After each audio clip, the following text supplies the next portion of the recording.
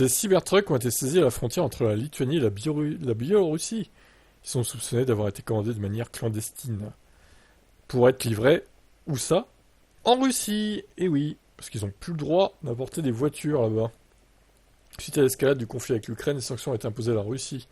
Le pays n'a plus le droit d'importer des voitures de valeur supérieure à 50 000 € en provenance de l'Union Européenne. Mais deux Tesla Cybertruck ont récemment été arrêtés alors qu'ils tentaient de traverser le poste de contrôle frontalier entre la Lituanie et la Biélorussie. Cachés à bord d'un camion, ils n'ont pas échappé à la surveillance des agents. Bah, faut dire que c'est pas très discret, quoi. Les Cybertrucks, voilà. C'est pas une voiture sans permis, quoi. Hein. Ils sont persuadés qu'ils étaient destinés à être transportés en Russie. Par ailleurs, ces deux Cybertrucks pourraient faire partie d'une opération importante illégale plus large. Le douanier lituanien estime qu'il y a de plus en plus de véhicules d'une valeur supérieure à 50 000 € qui transitent par des pays comme le Kazakhstan, l'Ouzbékistan ou la Biélorussie, avant évidemment de finir en Russie. Les deux voitures sont actuellement stockées au bureau des douanes de Lituanie.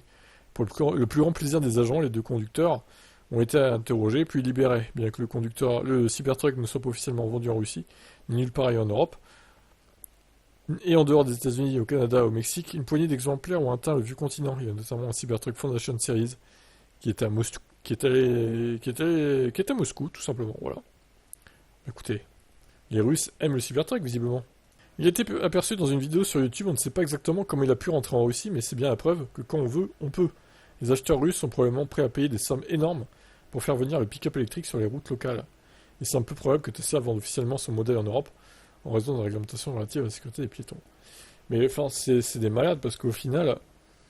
Est-ce qu'il y a d'ailleurs des concessions Tesla en Russie? Je sais même pas. Je suis même pas sûr qu'il y ait des superchargeurs en vrai là-bas. Mais quand bien même il y aurait des superchargeurs, même si le Cybertruck tombe en panne, il fait comment le mec? Pour faire entretenir et réparer le Cybertruck? Il peut pas en fait, il peut pas le faire réparer. Enfin, je veux dire, c'est bizarre. Bon bref, c'est juste pour... c'est un peu des caprices de riches, hein, on va pas se mentir. Hein. Les mecs, les Russes là, ils aiment la difficulté, ils aiment sortir du lot. Voilà, ils vont avoir un Cybertruck que personne n'a en Russie, puis voilà quoi. C'est un peu ça l'idée. Hein. Allez, ciao.